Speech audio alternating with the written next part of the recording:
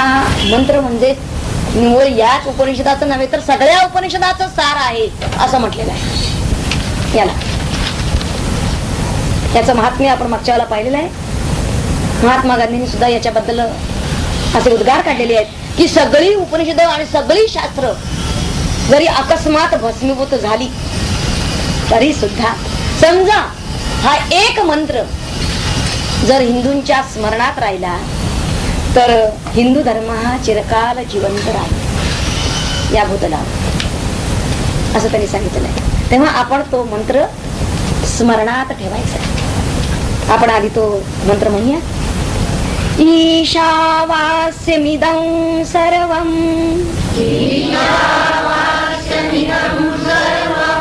यत्किंच जगत्यां जगत् तेन त्यक्तेन भुञ्जीथा मा गृधः कस्य स्विद्धनम्. आता या कोणत्याही मंत्राच्या उच्चाराला महत्व असतं हे आपण आधी पाहिलेलं आहे. तर यातले जे उच्चार आहेत ते आपण कटाक्षानं प्रत्येक पदाचे लक्षात ठेवायचे. त्यातलं ईशा शब्द जो आहे ई दीर्घ आहे तसाच उच्चार करायचा आहे आपण. ईशा वा सिय सिय मधला यचा उच्चार व्हायला पूर्ण व्हायला पाहिजे. मिदं मधलं द जे मिदं द वरती जो अनुस्वार आहे तर या अनुस्वाराचा उच्चार करत असताना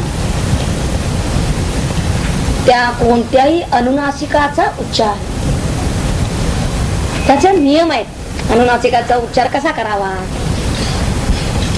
तर ते जर व्यंजन पुढं जर येत असेल तर ते व्यंजन ज्या वर्णाचं ज्या गटाचं असेल म्हणजे क च ट त प हे 5 गट आहेत व्यंजनांचे. तर त्यातलं जे अनुनासिक हे शेवटला येत असतं क ख ग ग ङ. तर हे शेवटचं जे अनुनासिक आहे तर त्या अनुनासिकाचा उच्चार करायचा. केव्हा अनुस्वार आधी म्हटला जातो परंतु त्याचं पुढे जे व्यंजन असेल त्याच्या पुढे त्या व्यंजनाचं जे अनुनासिक त्याचा उच्चार केला पाहिजे. नुसती वरती एकटी दिली जाते हल्लीच्या काळामध्ये. पूर्वीच्या काळी लेखन जेव्हा करत त्यावेळी असं नसायचं. तर ते अनुनासिक लिहित असते जे अनुनासिक असेल ते. पण आता नुसता एक वरती टिंब देऊन टाकतात. मग त्याचा उच्चार काय करायचा प्रत्येक ठिकाणी म म हम हम करायचं नाही. इदम नव्हे. इदम हा शब्द जरी तिथं असला तरी उच्चार करताना इदम. आता य औ कसा झाला उच्चार तर हे जे य ल व श हे जे आहेत पुढचे तर यांचा उच्चार औ असा करायचा आहे. क च ट त प या व्यंजनामधील क ख ग ग ङ च थ ग ग ञ ट ठ ड ढ ण त थ द ध न आणि प फ ब ब म हे 5 जे वर्णगट आहेत तर यामधलं त्यांचं जे अनुनासिक असेल त्यानुसार तिथं उच्चार होणार. आता इथं पुढे म्हणलेलं आहे त्यांनी जगत्याम जगत जगत्याम. आता इथं पुढे ज आलेला आहे च छ ज जगत्याम जगत म्हणजे तिथं उच्चार करताना त्यानुसारच करायला पाहिजे. सर्वं कारण पुढे य आलेला आहे. इदं कारण पुढे स आलेला आहे. आणि तेन त्यक्तेन त्यक्तेन जोडाक्षर आलं की पाठीमागच्या अक्षरावरती भार द्यायचा आहे. भुंजीथा विसर्गाचा उच्चार पूर्ण व्हायला पाहिजे. आणि तिथं काना आलेला आहे आ म्हणजे आच्या पुढे विसर्ग आहे. तर भुंजीथा भुंजीथा म्हणून लगेच पुढे जायचं म्हणजे विसर्गाचा काही उच्चारच नाही होत. भुंजीथा मा गृध कस्य स्विद्. गृध ध पुढे विसर्ग आहे तिथं काना नाहीये म्हणजे आकारांत उच्चार न करता पण विसर्गाचा उच्चार व्हायला पाहिजे. आणि पुढे जर क आलेला असेल कठोर वर्ण आहे तर गृध म्हणजे थोडासा भार येतो इथं. गृध कस्य स्विद् धनम आणि द अर्ध आहे कस्य स्विद् मग धनम. शेवटचा म हा म अर्धा आहे पण तो म उच्चारायचा आहे धनम. तेव्हा जसे वेळ प्रत्येक मंत्रामध्ये उच्चार त्यांचे असतील तसे त्यावेळेस सांगितले जातील. पण उच्चाराचा कटाक्ष हा मंत्रांच्या बाबतीत ठेवला पाहिजे. तर त्या मंत्रामधलं रहस्य आपल्याला जर अवगत करून घ्यायचं असेल तर हे मंत्र आहेत, त्यांचं मनन आपण करायचं आहे. आणि त्या मंत्रातल्या ध्वनी लहरी तशाच निर्माण व्हायला पाहिजेत. आपण पाहिलेलं आहे की आपण हे मंत्र शिकत असतानाच आपण ते म्हणणार आहोत, किंबहुना ते आपल्याला लगेच पाठच होऊन जावेत. त्याचं आपण पठणच करणार, इथं करणार, पुन्हा घरी जाऊन करणार. तो मंत्र पाठच व्हायला पाहिजे. पुढच्या वेळेला तो मंत्र म्हणून मग पुढचा मंत्र म्हणायचा आहे. शांती पाठ, पहिला मंत्र आणि मग पुढचा मंत्र. तुम्हाला हे असं केव्हा लिंक व्हायची, ही सकाळी संपायची. ईशावासी उपनिषदाचे तर फक्त 8-18 मंत्र आहेत.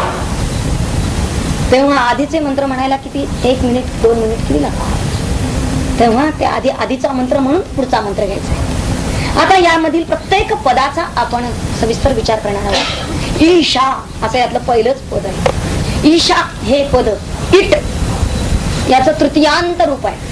इट म्हणजे सत्ता चालवणारा. थोडी शब्दफोड करून मगच आपल्याला गुजराताकडे वळायचंय, कारण वाच्यार्थ आधी समजून घ्यायला पाहिजे. तर इट म्हणजे सत्ता चालवणारा, नियमन करणारा. आणि इट तेन ईशा तृतीयांत रूप म्हणजे सर्वांचं नियमन करणारा तो परमेश्वर नियंता. आणि तोच सर्वांच्या अंतर्यामी आत्मरूपानं राहून नियंत्रण करतो. तेव्हा इट म्हणजे त्याने आपल्या सारखाच असलेला जो आत्मा, त्याला वास्यम ईशा वास्यम. वास्यम म्हणजेच आच्छादनीयम, व्यापनीयम. कशानं? स्वेन रूपेण. शंकराचार्यांचं हे भाष्य आपण आधी सांगितलं की थोडं आपण आचार्यांचा भाष्याचा मागोवा घेत जाणार आहोत, थोडी त्यांना वाट पुसत जाणार आहोत. पूर्णतः सगळं जरी आचार्यांचं भाष्य आपलं इथं घेऊ शकलो नाही तरी सुद्धा प्रमुख आधार आचार्यांच्या भाष्याला दिला जाईल. आचार्य म्हणजे आद्य शंकराचार्य. आणि इतरही ज्यांची जिथं आपल्याला जरा वेगळी काही झलक दिसेल त्या ठिकाणी इतरांची भाष्य जी आहेत, टीका आहेत, त्यांचाही समाचार होईल. तेव्हा व्याप्यम वास्यम म्हणजेच व्यापनीयम स्वेन रूपेण, आपल्या स्वतःच्या स्वरूपाने. आता वास्य मध्ये मूळ धातू आहे वस. वस म्हणजे आच्छादने, व्यापणे. आता काय व्यापनीय आहे हा प्रश्न आहे. तर हे इदं सर्वम, हे सर्व काही. इदं सर्वम म्हणजे जे जे काही या जगती म्हणजे या जगामध्ये, पृथ्वीमध्ये, विश्वामध्ये. जगत म्हणजे जे जे काही जड अजड आहे, चराचर, ते सर्व. ईशावास्यम इदं सर्वम यात किंच जगत्यान जगत. जे जे काही या जगती म्हणजे जगामध्ये जगत आहे. जग, ज्याला जन्म आहे आणि ज्याला गमन आहे. गच्छती ती जगत. असं जे गतिशील आहे, जे परिवर्तनशील आहे, जे विकारी आहे, त्याला जगत असं म्हणतात. आणि असं जे जे विकारी आहे, जे जे परिवर्तनशील आहे, त्या त्या सगळ्याला ह्या ईश्वरानं वास्यम व्यापलेलं आहे. आता हे जे जग गतिरूप आहे, आता या परिवर्तनशील अशा जगाला, जे जे परिवर्तनशील असतं, गतिशील असतं, त्याला एक कोणीतरी नियंत्रक लागतो. गाडीला सुद्धा नियंत्रक लागतो ना, कंट्रोलर लागतो गतिशील गोष्टींना. तसं या गतिशील जगाला सुद्धा हा नियंत्रक आहे. तो जगाचा नियंत्रक म्हणजे तोच या ईश या शब्दानं सांगितलेला आहे. तोच नियामक आहे. आणि तो नुसताच नियंत्रक आहे असं नव्हे, तर तोच याचा स्वामी आहे. ईश म्हणजे, ईश या शब्दाचा अर्थ आहे स्वामी, मालक आहे. तोच या जगताचा मालक पण आहे. म्हणून ईशावास्यम याचा एक विग्रह असा आहे. आणखीन एक विग्रह करतात याचा. आपण ईशा आणि वास्यम असे दोन वेगवेगळी पद केली, पण असाही विग्रह होऊ शकतो की ईश आवास्यम. आणि आवास्यम याचा अर्थ काय? निवासस्थान. आवास्यम बस हा धातू जसा त्याचा एक अर्थ व्यापणे आहे, आच्छादने आहे, तसं वस म्हणजे वसती करणे, तिथं राहणे, तिष्ठंत. तर हे भगवंताचं वसती स्थान आहे, निवास स्थान आहे हे जग म्हणजे. ते कितीही भले, कितीही गतिशील असो, कितीही परिवर्तनशील असो, कितीही अस्थिर असो, परंतु यामध्ये हा परमात्मा. एखाद्या गोष्टीत जर आपल्याला तिष्ठंतम स्थिर राहायचं आहे, तर ती वेगानं जर धावणारी गोष्ट असेल, सतत बदलत जाणारी जर गोष्ट असेल, कसं स्थिर राहणार? परंतु हेच तर रहस्य आहे या परमात्म्याचं, की या अत्यंत गतिशील अशा या जगामध्ये हा स्वतः अत्यंत स्थिर.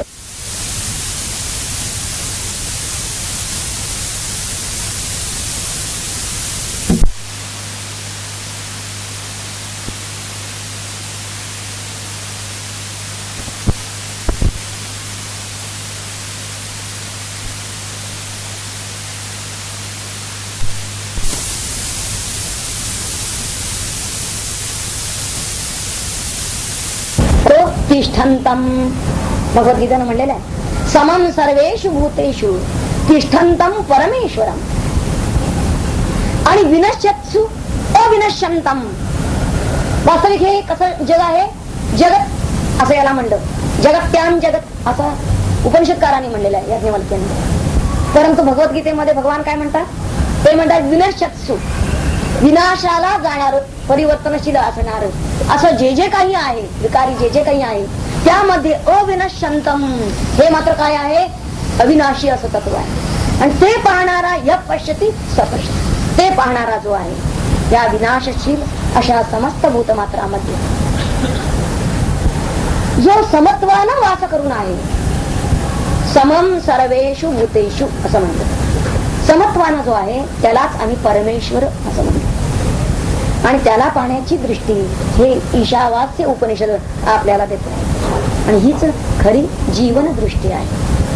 आता इदम सर्वम ईशावास्यम असं म्हणलं. अर्वाचीन काळामध्ये सुद्धा आपल्याला कवी द्रष्टे असतात. अर्वाचीन काळातील द्रष्ट्या कवीने सुद्धा हेच सांगितलेलं आहे. इतर जे मंत्रात संस्कृतात सांगितलं, इदम सर्वम ईशावास्य. त्या पदाचा आपण जरा गंभीरपणे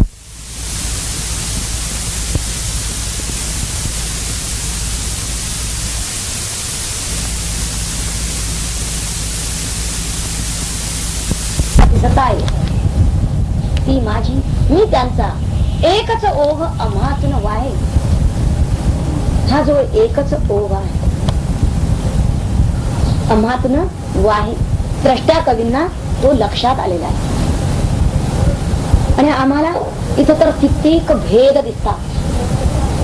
ओघ हा डबक कधी झाला आणि त्यातून दुर्गंधी कधी सुटली हेच कळत नाही.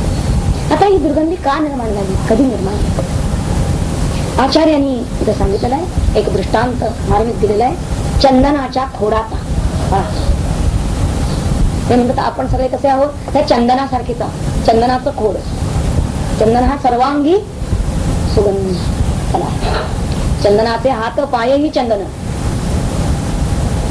तेव्हा मुळात हा सुगंधी पण पाण्यात सतत भिजत राहिला.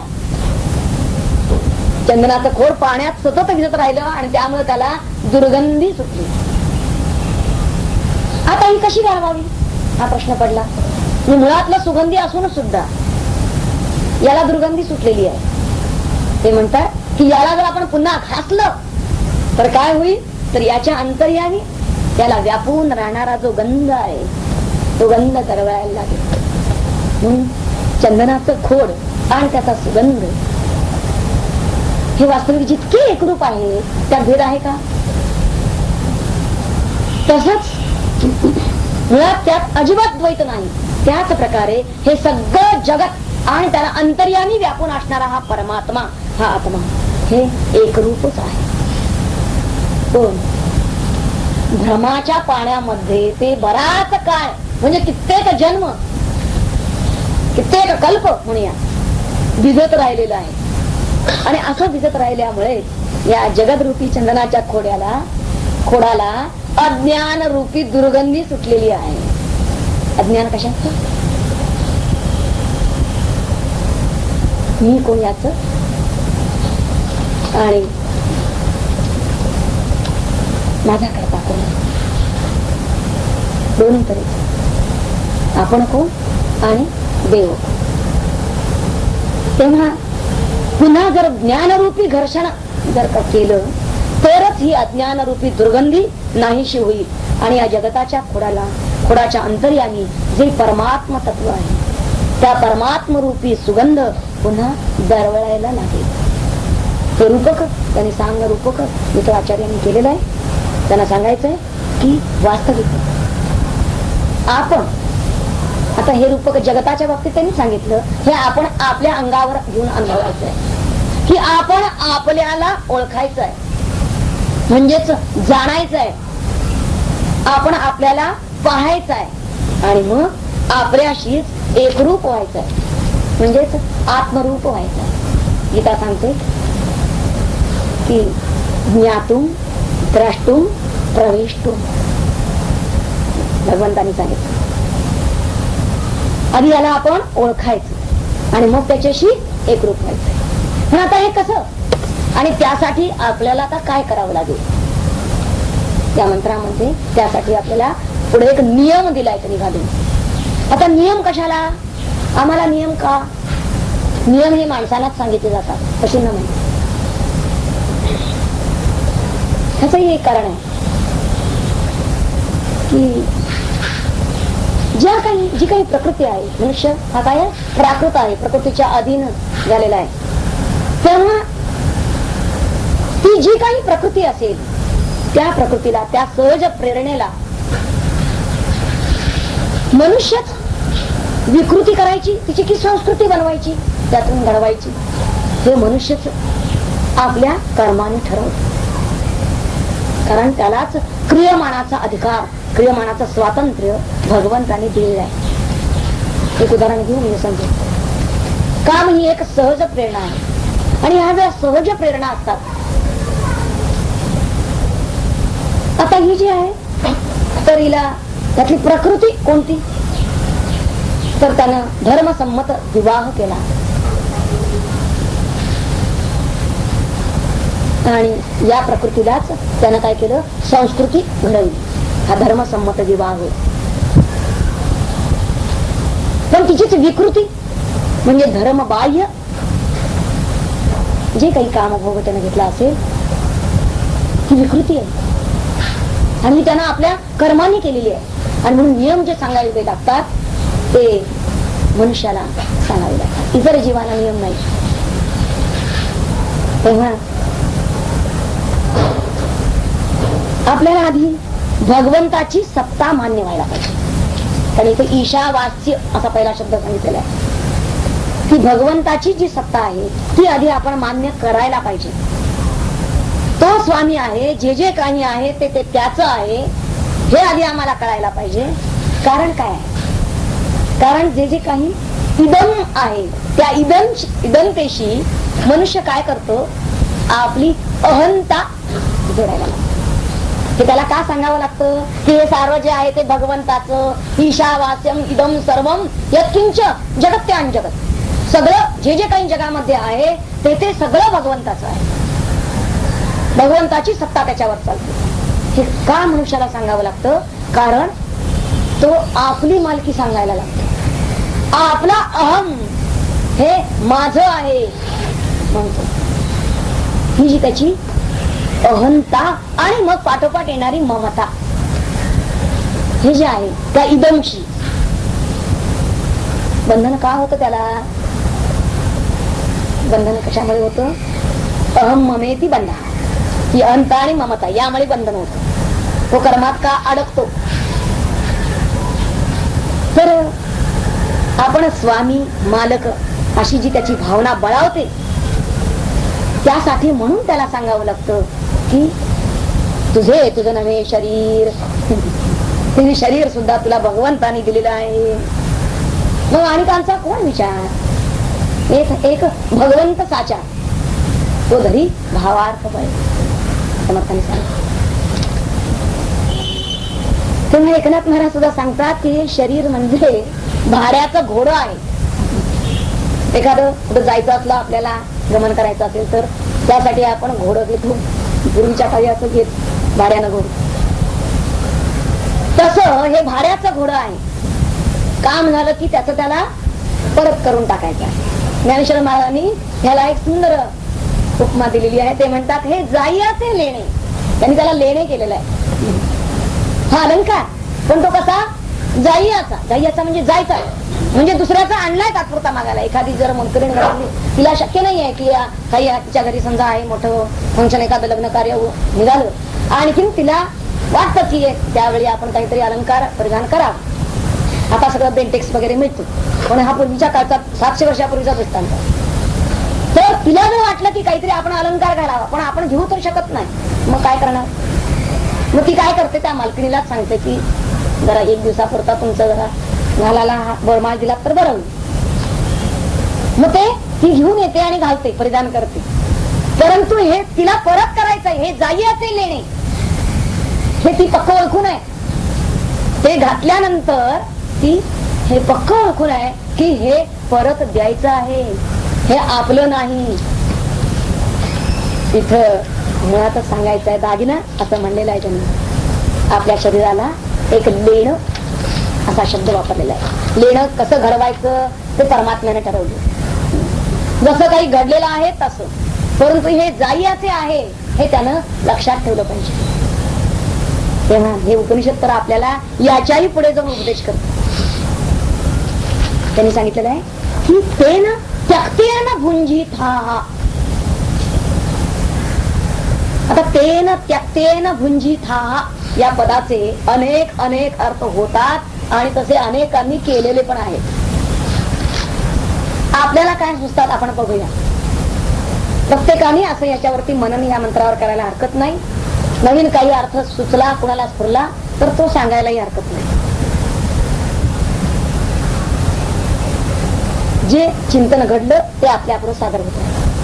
की पहिला अर्थ सरळ साधा वाच्यार्थ आहे की तेन म्हणजे त्याचा त्यागपूर्वक, त्यक्तेन भुंजिता भोग घे, साधा वाच्यार्थ झाला.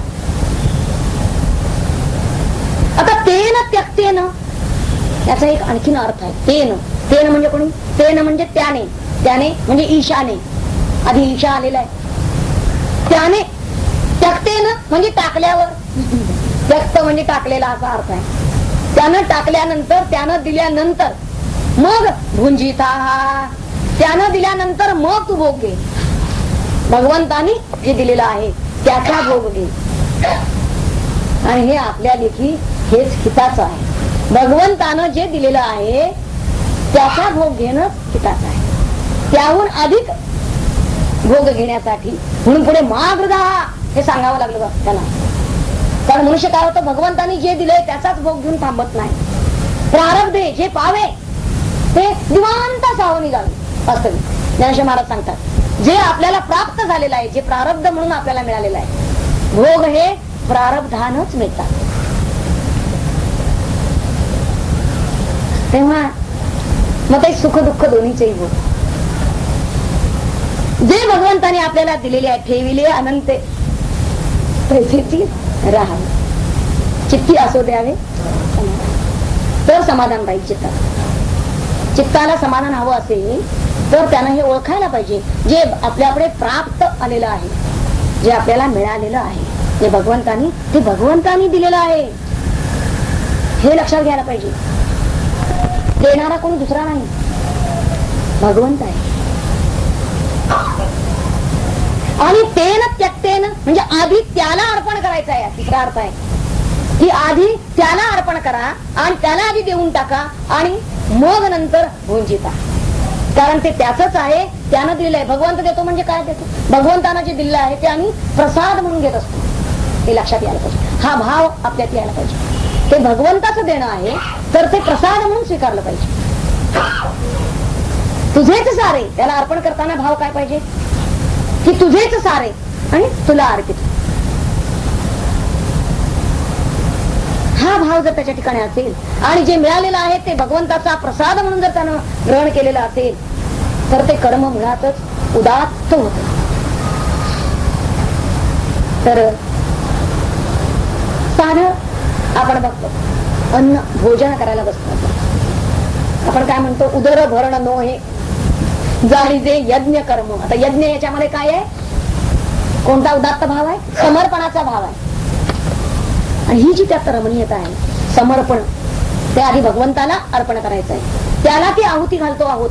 कारण हा भगवंत अंतर्यामी वैश्वानरो हम वैश्वानरो भूतमा, मी वैश्वानर रूपानं तुझ्या अंतर्यामी जठरामध्ये स्थित आहे असं भगवान म्हणतो. त्यालाही आहुती देत आहोत असा भाव जेव्हा त्याच्या चित्तात असतो त्यावेळी ते भोजन यज्ञ, अशी त्याची कर्म यज्ञ स्वरूपाला जायला पाहिजे, त्या पातळीवर जायला पाहिजे.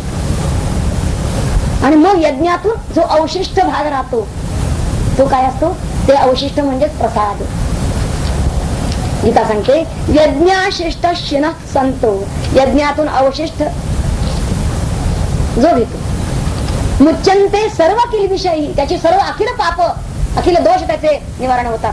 परंतु भुंजते ते त्वघम पापा ये पचन्त्यात्म कारणा, तेव्हा आपलं पोट भरण्यासाठी म्हणून जो खातो तो काय खातो, अन्न नाही तर तो पाप खातो असं त्यांनी म्हणलंय. अघम भुंजते तर तो पापच खातो असं समजावा. इतकंच काय, गीतेनं तर त्याला तेन म्हणलेलं आहे की तो चोर आहे. दुसऱ्याला जर काही त्याचा भाग त्याला न देता जर खात असेल तर तो कोण आहे, तो चोर ठरवलेला आहे भगवद्गीतेने. आपण ईश्वराला आधी नैवेद्य समर्पण करतो आणि वास्तविक तेच जी काही नैवेद्यासाठी ठेवलेली आहे वस्तू, आपण तोच पदार्थ आपण ग्रहण करतो म्हणजे भोगतो, खातो. इथं भुंजित हा शब्द आलेला आहे स्पष्ट. परंतु हा जो भुंजित आहे त्याच्या मागे काय आहे, तेन त्याक्तेन, आधी त्याला समर्पण केला आणि म्हणून तो आता घेत असताना दोष काही लागत नाही, कारण तो प्रसाद आहे. म्हणजे या समर्पणातून आधी त्यागाचा भाव उदित झालेला आहे आणि मग प्रत्यक्ष ग्रहण करताना जरी भोग घडत असला तरी सुद्धा ते प्रसाद ग्रहण केलेला असल्यामुळे ते त्याला बंधनाला कारण होत नाही. तेव्हा ज्ञानेश्वर महाराज सांगतात तू योगयुक्त होऊन आधी त्याग मग भोग असा जर घडलेला असेल तर तो योग योगयुक्ती सांगितली आहे त्यांनी. तू योगयुक्त होऊन फळाचा, कारण कर्म केलं की फळ मिळणारच, कर्माचं फळ हे ठेवलेलंच आहे. शुभ कर्म केलं सुख मिळेल, पुण्य. अशुभ कर्म केलं पाप दुःख मिळेल, पण फळ हे मिळणारच आहे. पण फळाचा संग टाकून काय टाकायचं आहे. आता तेन त्याक्तेन म्हणले, तेन म्हणजे काय, नेमकं टाकायचं काय, संग असं म्हणतात. संग याचा अर्थच अभिमान. हे मी खातो, प्रत्येक गोष्टीला आपण मी लावतो ना. आता खाणं याचा अर्थ आचार्य सांगतात की सर्व इंद्रियांचा आहार. ते म्हणतात डोळ्यांनी पाहणं, हे सुद्धा त्या डोळ्यानं खाणंच आहे ना, त्याचा आहार आहे तो. कानाने ऐकणं. मग इथं त्यांनी सांगितलेलं आहे की इथं संग टाकून, आता मी पाहिलं, मी ऐकलं, मी खातो, मी प्रत्येक ठिकाणी मी लावल्याशिवाय मनुष्य काही बोलायलाच तयार नाही करू. म्हणजे संग त्याचा आहेच प्रत्येक ठिकाणी. हा अभिमान की अहंता आहेच. जे जे इदम असेल त्याच्याशी याचा संग आहेच.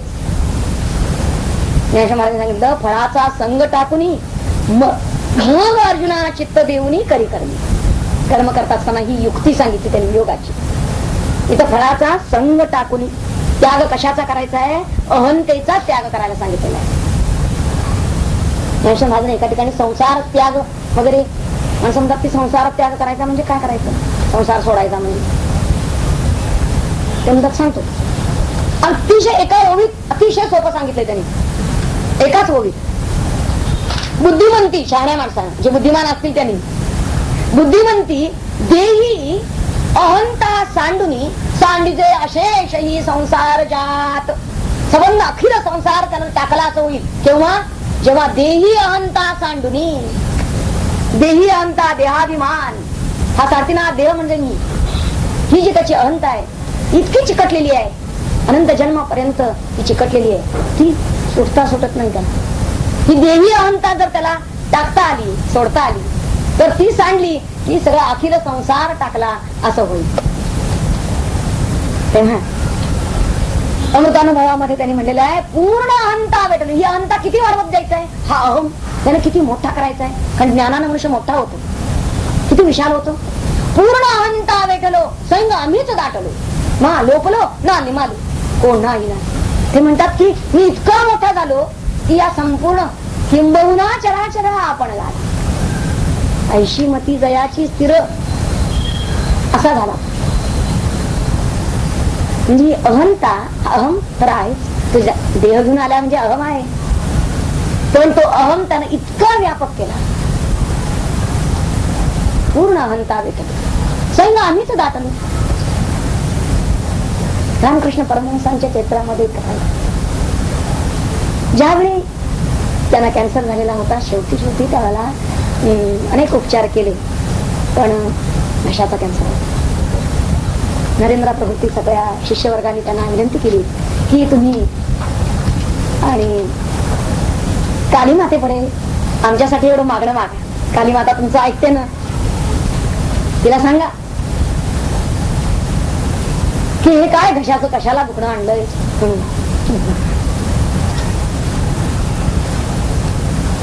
सांगा तुला. त्यावेळी रामकृष्ण तयार नसते, परंतु या शिष्यवर्गाने त्यांना इतकं त्यांना विनंती म्हणजे पराकोटीची केलेली आहे की नाही तुम्ही आमच्यासाठी एवढं करा. तेव्हा ते त्या दक्षिणेश्वरच्या कालीमातेच्या गाभाऱ्यात गेले आणि तिथे त्यांनी सांगितलं की हे नरेंद्र वगैरे म्हणताय, तेव्हा बघ काहीतरी तुला काय करायचंय ते बघ म्हणून त्यांनी साखर घातलं. त्यावेळी बाहेर आले हे गाभाऱ्यातून आणि लोकांनी विचारलं त्यांना की काय म्हणाली काली माता, उत्सुकतेने विचारलं. काली म्हणाली की अरे ह्या सगळ्यांच्या हजार मुखानी, हजार हातानी, हजार मुखानी कोण जेवतोय, हजार मुखानी कोण बोलतोय, हजार हातानी कोण करतोय, तूच ना. मग आता एका मुखाकडून जर काही बोललं गेलं नाही असं वाटलं तरी सुद्धा हे हजार मुख बोलतील ना. आणि पुढे तसंच झालेलं आहे. भगवंत म्हणतात की मी विश्वतोमुख आहे, मला अनंत मुख आहेत, अनंत चक्षु आहेत, अनंत बाहू आहेत, असा ज्याचा व्यापक विचार झालेला, अशी मती दुरुस्ती कुठं करायची आहे, कुठं बिघाड झालेला आहे ते लक्षात यायला पाहिजे. आपल्या ती मती आपल्या बुद्धीत बिघाड झालेला आहे, ती बुद्धी आपली ठीक करायला पाहिजे. जी संकुचित झालेली आहे, देहापुरती सीमित झालेली आहे, अशी मोठी मर्यादित होऊन बसलेली आहे. जिच्या बुद्धीत भेद आहे, ज्या बुद्धीत द्वैत आहे, जिच्या बुद्धीत दुजाभाव आहे, ती बुद्धीच अशी व्यापक करायला पाहिजे, ती बुद्धीच अशी सम करायला पाहिजे, अशी एकात्म करायला पाहिजे, अशी एकरूप करायला पाहिजे. अशी जेव्हा ती बुद्धी होईल, समधी म्हणजे बुद्धी जेव्हा सम होईल, सम म्हणजेच ब्रह्म, समत्वम ब्रह्म उच्यते, त्या परमात्म्याशी जेव्हा एकरूप होईल, त्या परमात्मा तत्वाशी जेव्हा एकरूप होईल, त्यावेळी योग वसिष्ठामध्ये एक फार सुंदर श्रीरामांना वसिष्ठ मुनीने उपदेश फार सुरेख केलेला आहे. तो या तेन त्यक्तेन भुंजिताच्या संदर्भात आपल्याला मार्गदर्शक आहे. अंतस्त्यागी बहिस्संगी लोके विहर राघव, त्याने उपदेश केलेला आहे. अंतस्त्यागी आणि बहिस्संगी असा तू लोके विहर भुंजिता, हे राघव. आतून त्याग आणि बाहेर संग भोग. आता या उपदेशामधलं मर्म रस हा वास्तविक आसक्ती रहित भोग आहे, आतून सोडलेला आहे. नाहीतर काय, बाह्य विषय तरी नाही तरी मानसी होईल जरी काही तरी साध्यन तुझी पाही संसार वसे. ज्ञानेश्वर महाराज सांगतात बाहेर काय नाही, बाहेर सगळ्या विषयांचा त्याग केलेला आहे, परंतु मानसी होईल जरी काही म्हणजे त्याग करायचा आहे तो कशानं, कुणी उठून सोडायचा आहे हे लक्षात त्याच्या यायला पाहिजे. देहानं वास्तविक भुंजिता उपभोग घ्यायचा आहे, म्हणजे कुठल्याही वस्तूचा पदार्थाचा हा उपभोग घ्यायचा असेल तर ती वस्तू ग्रहण देहानं करावी लागते.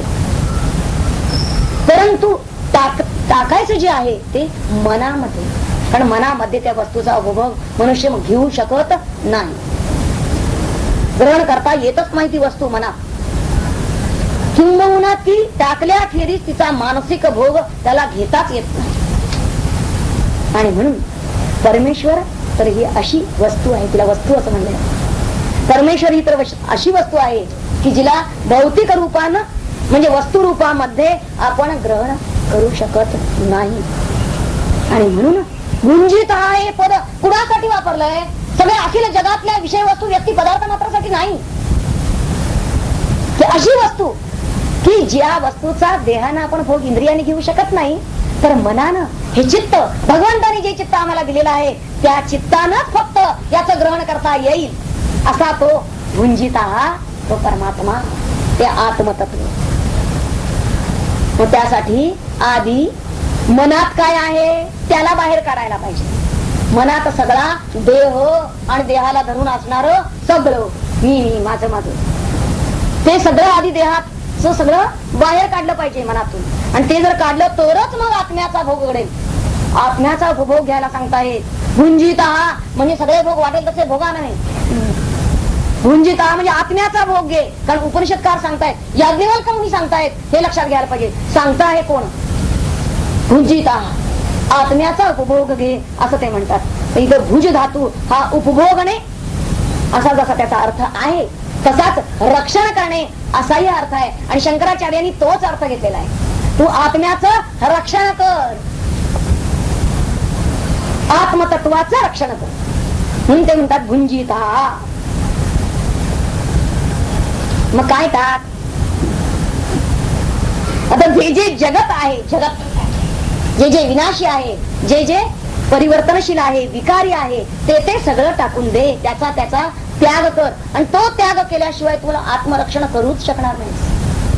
त्या सगळ्याचा त्याग कर. विकारी ज्या ज्या गोष्टी आहेत, विनाशी ज्या ज्या गोष्टी आहेत, त्या त्या सगळ्या मिथ्या आहेत, त्यांचा त्याग कर आणि आत्म्याचं रक्षण कर.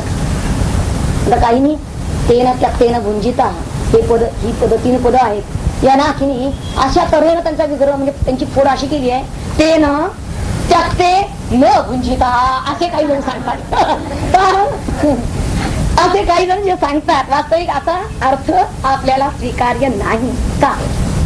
कारण त्याने जर सोडलेले आहे, त्याने जर टाकलेलं आहे, ते ना त्यक्तेनं त्यानं जर सोडलेला आहे, तर मग आपण कसा त्याचा उपभोग घ्यायचा? म्हणून ते म्हणतात त्याचा उपभोग घेऊ नका असं सांगतात. ईश्वरानं ज्या ज्या गोष्टी टाकलेल्या आहेत, सोडलेल्या आहेत, त्याचा कधीही उपभोग घेऊ नका असा त्याने अर्थ तिथं केलेला आहे. परंतु आपल्याला काय अधिकार आहे की त्यक्तेनं हे पद उपनिषदकारांचं फोडायचं, त्यक्ते आणि न असं वेगवेगळं करायचं. तेव्हा हे स्वीकार्य नाही. आदिशंकराचार्य सुद्धा त्यक्तेनं असाच पद घेतात आणि त्याला धरूनच ते अर्थ सांगतात. आणि इथं ते म्हणतात की त्यक्तेनं काय, तर 3 एषणा, आणि 3 एषणामध्ये त्यांनी द्रव्य, पुत्र आणि कीर्ती अशा 3 एषणा घेतलेल्या आहेत. आणि या 3 इच्छांचा त्याग करायला त्यांनी सांगितलेला आहे आपल्याला. यांची आता आपण इच्छा तरी का करावी? तेन त्यक्तेन भुंजिता. पुढे ते म्हणतात कसे सिद्धनम असा प्रश्न विचारलेला आहे. काही नाही, याला हा प्रश्न आहे की कसे सिद्धनिम महागृदा, कशा तऱ्हेनं आपण वाचतो हेही आहे. महागृदा, गृदा लोभ धरू नको, मा म्हणजे नको.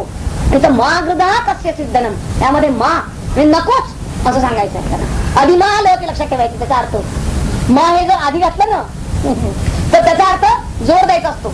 मा करू नको, हे नको हे आधी सांगायचं आहे. म्हणून नकोच, लोभ अजिबात धरू नको. गृदा, गृदा हा शब्द तसा लोभासाठी का वापरला? कारण गिधाड हे अत्यंत ते जसं धाड घालतो तसं मनुष्य जे जे जगात आहे त्याच्यावरती धाड घालायला बघ. पण त्याला सांगितलेलं आहे उपनिषदकारांनी मा गृदा. मग त्याने इच्छा कशाची करावी?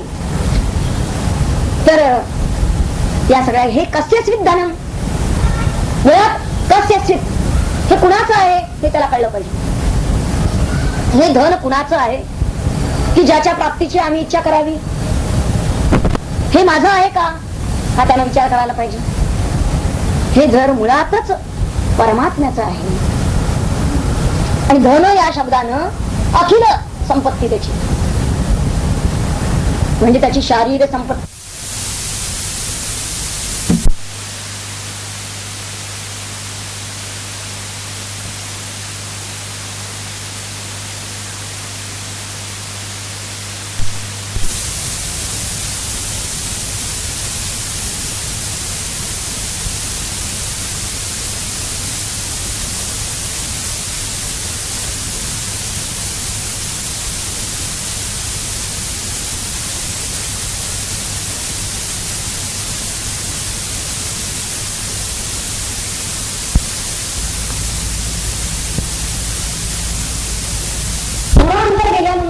तो शिष्य ज्यावेळी त्या गुरूंना विचारतो की आपला चरणस्पर्श करायला सुद्धा तुम्ही कुठल्याही स्त्रीला परवानगी देत नव्हता, आणि अशा स्थितीमध्ये तुम्ही आज त्या स्त्रीला स्वतः खांद्यावर घेऊन वाहून नेलं. त्यावेळी श्री गुरूंनी त्याला उत्तर दिलेलं आहे की अरे मी तिला फक्त ओढ्यातूनच खांद्यावरून वाहून नेलं, पण तू मात्र तिला अजून वाहूनच आणलेलं आहे, असं उत्तर दिलेलं आहे त्याला. अजूनही उतरवलं नाहीस म्हणजे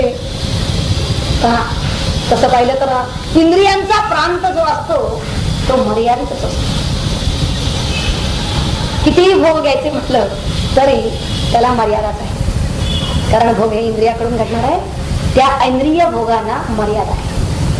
पण मनाचा प्रांत हा अधिक विस्तृत आहे, आणि म्हणून मनाच्या प्रांतात म्हणजे मनाकडून घेतले येणारे जाणारे जे भोग असतात ते मात्र विस्तृत तर असतात पण अनावर असतात.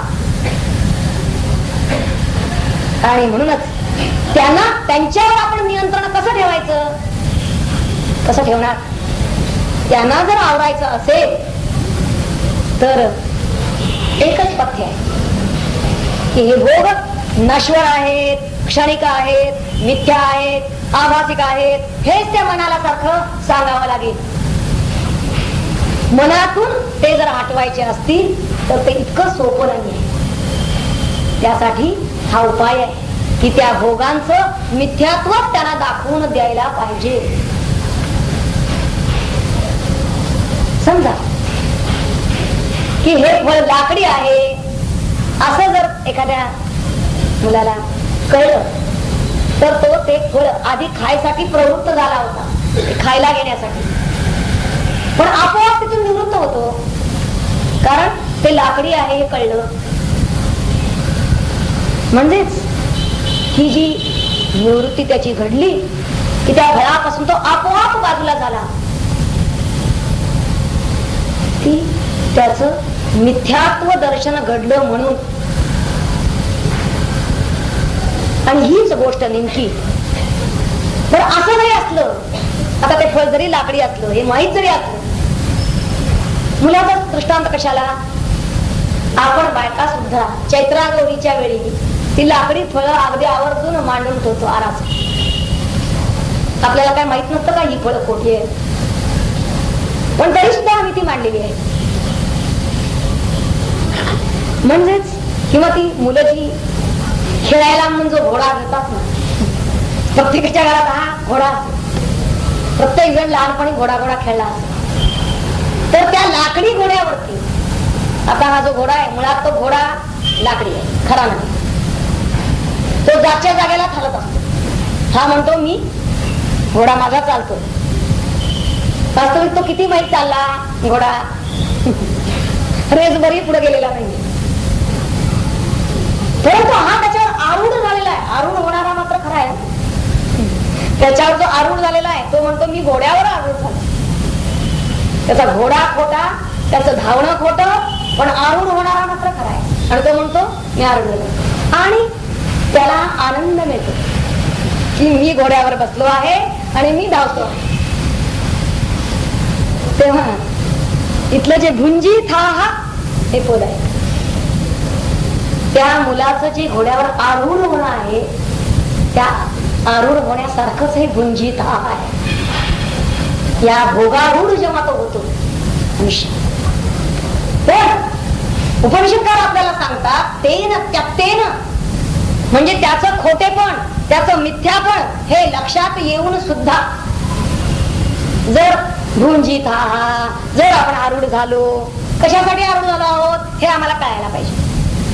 जसा तो मुलगा खेळण्यासाठी, तसं आपण सुद्धा खेळासाठी, म्हणजे खेळातला आनंद घेण्यासाठी भगवंताची ही लीला आहे आणि त्यात आपण सहभागी झालो आहोत. त्यानं आपल्याला सहभागी करून घेतलेलं आहे हे गृहीत धरून. जर खेळासाठी म्हणून आनंद घेण्यासाठी, खेळ कशासाठी खेळतो मनुष्य? आनंद घेण्यासाठी. तसं आनंद घेण्यासाठी म्हणून मनुष्य सुद्धा हे जे विविध विषय आहेत ते भोगत असताना त्यांचं जर मिथ्यात्व त्यानं ध्यानात घेतलं, ओळखलं आणि मग जर भोग घेतले विषयांचे, तर त्याला सुद्धा आनंद प्राप्ती होईल. पण आपला जर अनुभव तसा नसेल की आम्हाला दुःख प्राप्ती होते, तरी दुःख प्राप्ती का होत असावी? तर आम्ही या खेळातलं एक पथ्य पाळत नाही म्हणून. आणि हे पथ्य कोणतं आहे तेच या मंत्रात सांगितलेलं आहे. तेन त्यक्तेन मग भुंजिता. हे जे पदावली येते ना, तेन त्यक्तेन भुंजिता, हे इथलं पथ्य आहे. तेव्हा आपण मात्र पथ्य न पाळता इथं जो ग्रह हा शब्द वापरलाय त्यांनी वास्तविक होऊ नको म्हणून सांगितलंय, पण आपण मात्र गिधाड होतो. आपल्याला हृदयामध्ये लोभ, तर आपल्याला लोभ झाला आहे म्हणायला हरकत नाही, आणि म्हणूनच लाभ झालेला नाही. ज्याला हा लोभ होतो त्याला हा लाभ होत नाही. कोणता लाभ? की जो लाभ करून घेण्यासाठी म्हणून भगवंतानं आम्हाला धाडलेला आहे. या जगामध्ये आपण आलेलो आहोत. आत्मलाभ करून घेण्यासाठी म्हणून आपण आलो आहोत. आणि त्यासाठी आम्ही जर सक्षम नाहीये, जर समर्थ नसू की या विना आमचं चालणारच नाही, वागणारच नाही, ज्ञानेश्वर महाराज म्हणतात, असं जर असेल त्यांचं, इतके जर ते असमर्थ दुबळे असतील, तर अशा सर्वसामान्य जीवांसाठी उपनिषद काही मार्गदर्शन करतो का असा प्रश्न करतो. पुढचा जो दुसरा मंत्र येतो, या मंत्रामध्ये उपनिषदकारांनी अशा या सर्वसामान्य जीवाला, की ज्याला आत्मज्ञानाची समर्थता अजून लाभलेली नाही, तितका अधिकार, ज्ञानाधिकार